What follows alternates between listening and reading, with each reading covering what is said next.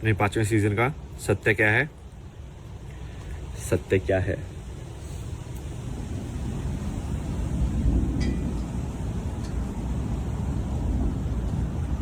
देखो सत्य क्या है, इसका जवाब तो एक्चुअली कोई नहीं दे सकता है, क्योंकि इसका जवाब शब्दों में हो ही नहीं सकता है। ये ऐसी चीज है ना जो शब्द में यदि आ गई होती ना आज तक, तो ये इसके फिर ये इसका मतलब इलोन मस्क के पास सबसे ज्यादा होती है, क्योंकि शब्द में जो चीज आ जाती है वो बिकाऊ हो जाती है। फिर एक कुछ न कुछ उसका कीमत लगी जाती है कभी ना कभी। शब्द के अंदर जो भी आपका रिश्ता आ जाता है, शब्द के अंदर जो भी आपकी पहचान आ जाती है, शब्द के अंदर जो भी आपकी क्वालिफिकेशंस आ जाती है, शब्द के अंदर जो आपकी सुंदरता आ जाती है, शब्द के अंदर जो आपका शांति आ जाती है, तो वो गई, फिर वो शांति नहीं है, बिकाओगे फिर तो बस कीमत है, कितनी कीमत लगाओगे तुम। और आज के टाइम पे I think most of the लोग ऐसे ही हैं। लाइक लड़कियां भी आई थिंक जब लड़का ढूंढती होंगी तो वो यही ढूंढती होंगी कि पैसे वाला होना चाहिए, तो उनको भी मतलब नहीं है, उनको भी सिर्फ पैसे से मतलब है। मतलब खरीदा जा सकता है उनको ना, समझ रहे हो कि अब एक इंसान इस लाइक वो पैसे जिसने कमा लिया है, तो अब उसको बहुत ऐसे सुंदर वैसे वाली लड़की मिल जाएगी, क्योंकि वो उसको खरीद लेगा, उसके पास पैसा है। तो इनडायरेक्टली वो अपनी सच से, अपने आप से थोड़ी ना वो शादी कर रही है। वो लड़की उसके पैसे से शादी कर रही है, और वो उसको खरीद रहा है। बेसिकली वो उसको ऑब्जेक्ट मानेगा पूरे टाइम। अब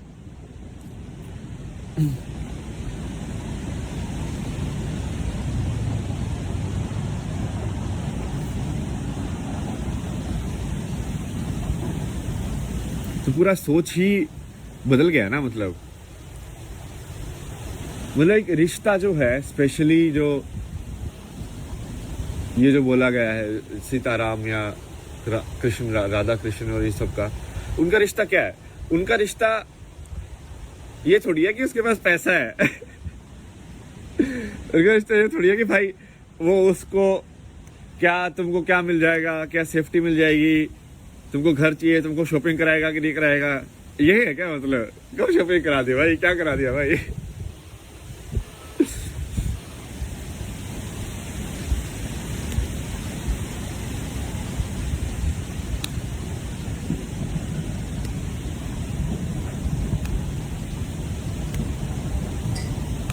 या फिर तुम्हारी इच्छाओं को पकड़ ले वो कि तुम, हाँ भाई जैसे दूसरे का होता है ना कि कोई एनआरआई है तो उसको भाई अलग उससे वो मिलता है प्रेफरेंस, क्योंकि बहुत सारी लड़कियों को आना होता है यहाँ पे, या लड़कों को आना होता है, एक ही बात है।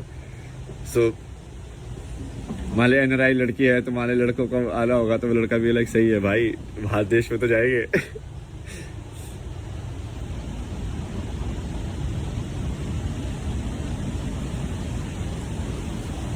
उसमें दिखाया था ना वो एनआरआई लड़का था अपना, कौन सी थी कंगना रनौत वाली मूवी। वो बोलता अदरक की तरह बढ़ रहा है इधर से भी।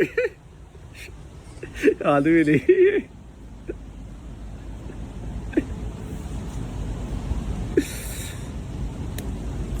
चलो सीरियस बातें करते हैं आज आपको थोड़ा कुछ सिखाना है।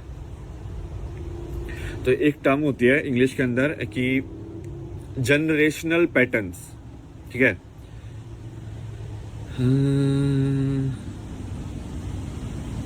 इसका नाम है, एक वीडियो भी थी मेरे को, वो सही, बिल्कुल सही दिखाती है इसको। वैसा ही बिहेवियर होता है इंसान का भी, एग्जैक्टली।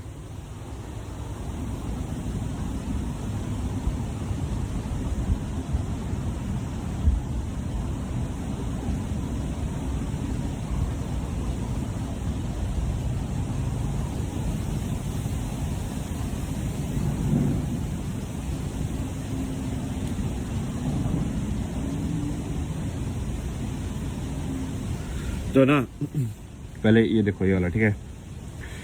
तो ये क्या है, एक एक्सपेरिमेंट है जिसमें उन्होंने क्या किया कि उन्होंने जो फ्लाइज थी उनको एक डब्बे में बंद कर दिया यहाँ पे, ठीक है? डब्बे में बंद कर दिया, तो वो डब्बे के अंदर उड़ती रही, ठीक है? उड़ती रही। थोड़े टाइम के बाद क्या किया उन्होंने, इसके ढक्कन को हटा दिया, ठीक है? ढक्कन को हटाने के बाद भी वो फ्लाइज एक्चुअल के अंदर बाहर नहीं गई, मतलब वो फिर भी ऐसी ही उड़ती रही। उनको ऐसे लगा कि अभी भी ये यही दीवार है।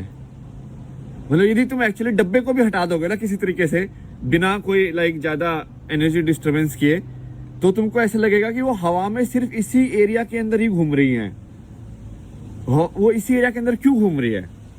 क्योंकि उनको अब ऐसा लगता है जैसे कि अब पहले क्या हुआ, एक जनरेशन हुई होगी फ्लाइज की, वो मम्मी फ्लाइज मान लो, तो मम्मी फ्लाइज ने बोला, सोचा होगा कि उनको पहले बंद किया होगा, उनको याद होगा कि हम बाहर भी दुनिया है, ठीक है, बट अब उनको बंद कर दिया। तो उन्होंने कोशिश की होगी थोड़ा टक्कर वक्कर मारने की, भाई हाँ ठीक है खोलो खोलो क्या है बाहर जाना है हमें, या दीवार को भी टक्कर मारी होगी। बट फिर उनको लगा होगा कि नहीं इतना ही है, नहीं अब वो चली गई है, वो हो नहीं सकता, ठीक है, तो वो हो नहीं सकता, तो इन्होंने मान लिया, तो अब वो अंदर ही उड़ने लगे। अब उनके जो बच्चे पैदा हुए उन्होंने उनको भी यही सिखाया कि ये हो नहीं सकता, ठीक है। अब वो जो बच्चे थे उनको तो ये भी नहीं पता था कि बाहर हो भी सकता है, समझ रहे हो, तो उनको तो सीधा यही पता चला कि हाँ ये तो हो ही नहीं सकता। तो अब उनके बच्चों के लिए तो बाहर है ही नहीं, मतलब इसलिए कि उनका दिमाग में ही बैरियर बन गया कि ये है ही नहीं, मतलब। तो अब यदि तुम डब्बा हटा दोगे, ढक्कन भी हटा दोगे, तो भी वो ऐसे ही उड़ते रहेंगे, टक टक टक। इसको ही इंग्लिश में बोलते हैं कंडीशनिंग। कंडीशनिंग मतलब कि आपके दिमाग को कैसे ढाला जा सकता है। जैसे कुम्हार मिट्टी को ढालता है ना, वैसे ही कि आपके दिमाग को भी कैसे ढाला जा सकता है कि वही बच्चा यदि उसको कोई अमेरिकन गोद में ले ले तो वो इंग्लिश बोलना सीख जाता है, और वही बच्चा यदि कोई मान लो हरियाणा में गोद में ले ले तो वो हरियाणवी बोलना सीखता है। ऐसे कैसे होता है? वो ढालना है, आप ढाल रहे हो उसको। जैसे आप उसको ढालोगे तो वो ढालना सिर्फ भाषा का नहीं होता है कि वो भाषा सीख रहा है, वो आपके बाकी चीजें भी सीख रहा है, वो आपका एनर्जी भी एब्जॉर्व कर रहा है, आपकी ऊर्जा भी देख रहा है। वो यदि बच्चे के आसपास यदि, इसलिए तो बोलते हैं कि अच्छी ऊर्जा बना के रखनी चाहिए, क्योंकि वो ऊर्जा देखता है, उसको आंखें तो नहीं है, उसके कान में इतना सुनने का उसको मतलब तो समझ में नहीं आता है, उसको तो सिर्फ वाइब्रेशन सुनाई दे रही है। तो यदि शोर शराबा या इस सब के बच्चा पैदा होगा तो वो उसके अंदर भी शोर शराबा ही होगा, मतलब उसकी एनर्जी भी वैसे ही घूम रही होगी ना भाई, उसको तो ऐसे लगेगा यही रियलिटी है। तो इसको बोलते हैं, और इसको साइकोलॉजी के अंदर आजकल एक टर्म आती है, साइकोलॉजी और स्पिरिचुअलिटी के बीच में, जनरेशनल पैटर्न्स ऑफ ट्रॉमा। कि जनरेशनल पैटर्न्स ऑफ ट्रॉमा क्या होते हैं कि तुमको गुस्सा आता है जो कि तुम्हारे पापा को गुस्सा आता था, तुम्हारे पापा को इसलिए गुस्सा आता है जो कि उनकी मम्मी को गुस्सा आता था, उनकी मम्मी को गुस्सा इसलिए आता है क्योंकि उनके पापा को गुस्सा आता था। तो बेसिकली ये ट्रांसफर हो रहा है हर जनरेशन में गुस्सा। या ऐसे ही प्यार भी ट्रांसफर होगा कि जैसे ये तो देखा भी जा सकता है ना, तुम देखो ये पूरा जो जिनको एशियन कंट्रीज बोलते हैं, वैसे ये तो एशियन, अपन भी एशियन ही है, इंडिया भी, पता नहीं इंडिया को क्यों नहीं काउंट करते भाई, या तो इंडिया नहीं चाहता होगा, क्या पता, जो भी है। तो जैसे ये जो कंट्रीज है, कोरियन, जापानीज, यहाँ के लोग अभी भी बहुत ज्यादा पीसफुल है यार। मतलब तुम उनका रहन सहन देखना, मतलब एक छोटे से कमरे के अंदर एक बेड को ऐसे नीट एंड क्लीन इतना अच्छे से लगाएंगे, सारा सवाल भी ऐसे होगा। तुम देख नहीं रहे हो क्या उनके अंदर एक वो बुद्ध का अभी भी वो है, एक चीज, एक वाइब्रेशन है उनके अंदर, वो चलने का उनका स्टाइल बिल्कुल आराम आराम से। क्योंकि जब किसी कल्चर पे वो चीज पेनिट्रेट कर जाती है ना तो वो रह जाती है। जैसे इंडिया के अंदर ये सब वाइब्रेशन जो है ना पुराने उनकी हैं अभी भी, शिव की, कृष्ण की वाइब्रेशन देखो अभी भी है, बहुत ज्यादा है कृष्ण की वाइब्रेशन। मतलब लोगों ने बहुत उल्लू बनाया, पैसे कमाने की कोशिश भी की है कृष्ण का नाम लेके, बट उसका सही में वाइब्रेशन, मतलब कि उसका कैरेक्टर जैसे बुद्ध का है, वो बुद्ध का कैरेक्टर ही तो है कि वो आराम से रहना है, ऐसे लाइक जैसे तुम इनका मेडिटेशन की वीडियो देखता हो तो कितना आराम से बोलते हैं लोग, ऐसे बोलते हैं, हम आपके लिए बोलेंगे क्योंकि मैं बोल रहा हूँ। मतलब ये क्योंकि क्या करते हैं ना, माइंडफुल अवेयरनेस रखते हैं, तो ये शब्द के बीच बीच में भी गैप दे दे के कि हाँ मैं ही बोल रहा हूँ, लाइक बीच बीच में वो मेडिटेशन कर रहे हो, मतलब ये समझ रहे हो, बोलने के साथ साथ।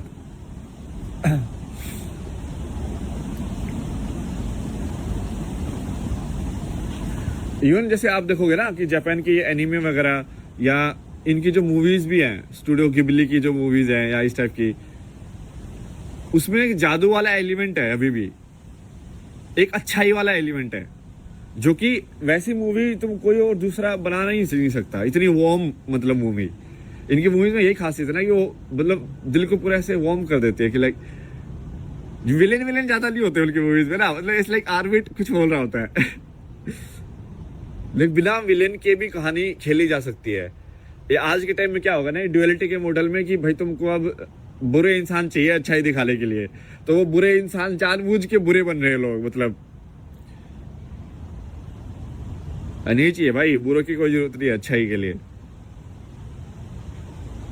तो ये मेन चीज तो यही थी, और इसके ऊपर और भी मैं एग्जांपल देता हूँ।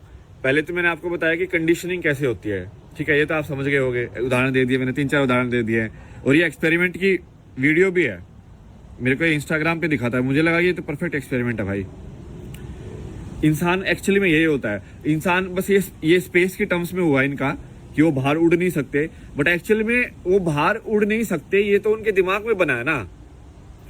तो सही यही चीज होती है जब आपको किसी चीज का ज्यादा रिएक्शन हो रहा होता है, समझ रहे हो, कि कोई चीज आपके दिमाग से बाहर क्यों नहीं निकलती है, कोई थॉट या कोई विचार आपके दिमाग में अटक कैसे जाता है कि तुम आप सोचना नहीं चाहते बट फिर भी नहीं सोच पा रहे हो उसको, नींद भी नहीं आ रही आपको उसके चक्कर में, आप सोचे ही जा रहे हो, सोचे ही जा रहे हो, सोचे ही जा रहे हो, सोचे ही जा रहे हो, क्या क्यों नहीं रुक रहा है वो विचार आपका, क्यों कंट्रोल में नहीं है वो इसकी वजह से ही है, क्योंकि आप ये इनविजिबल बाउंड्री बना लिया आपने ना कि आप उसके बाहर तो उड़ ही नहीं सकते हो, तो वही होगा।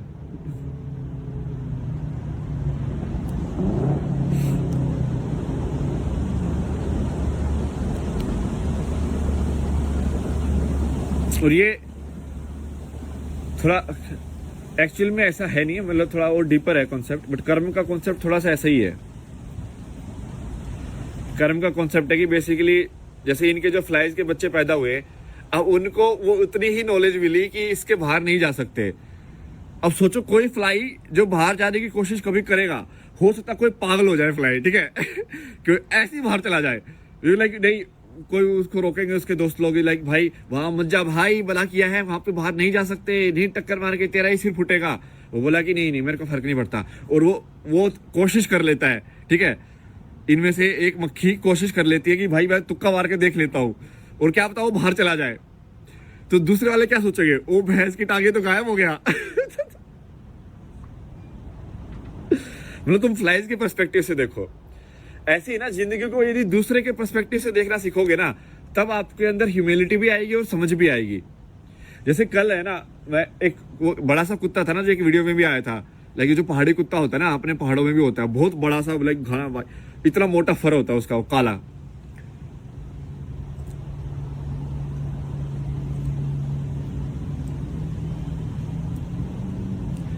तो वो मैं उससे ऐसे लाइक ऐसे बात सा कर रहा था, मैंने क्या कैसे है भाई, तो वैसे वो फिर भौंकने लगा वो, तो उसकी है ना वो भौंकने की आवाज काफी लाउड है, तो एकदम से भौंका ना, तो मैं थोड़ा डर गया। तो फिर वो जो उनकी थी वो बोल रही थी कि नहीं, मतलब वैसे मुझे पता था कि वो कुछ करेगा नहीं, क्योंकि ऑब्वियसली वो दोस्ती है, वो तो वो पास से बैठा रहता है।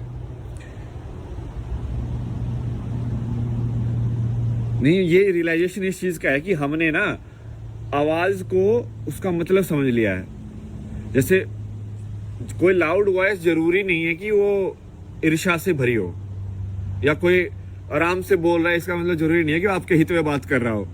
भाई मैनिपुलेटर बहुत है दुनिया में, ठीक है, मैं आराम से भी बोल सकता हूँ ऐसे आपके सामने अभी, हाँ बच्चा आपके लिए सब सुख होगा, भला होगा, ऐसे ही है दुनिया में, जो तुमको सुला दो बेसिकली आराम से।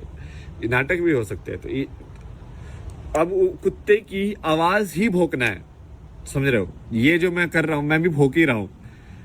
और वो उस बोलती है ना, बहुत सही बात बोली यार, मेरे तो दिमाग में अटक गई। वो बोले कि इस कुत्ते को हम जो बात कर रहे हैं वो भी ऐसी लग रहा हो कि हम भौंक रहे हैं। मैं बोला कि हाँ ये तो बिल्कुल सही है यार, जैसे हमको लग रहा है कि वो भौंक रहा है, वैसे उसको भी लग रहा होगा कि हम भौंक रहे हैं। लाइक अभी कोई दूसरे लैंग्वेज का इंसान जिसको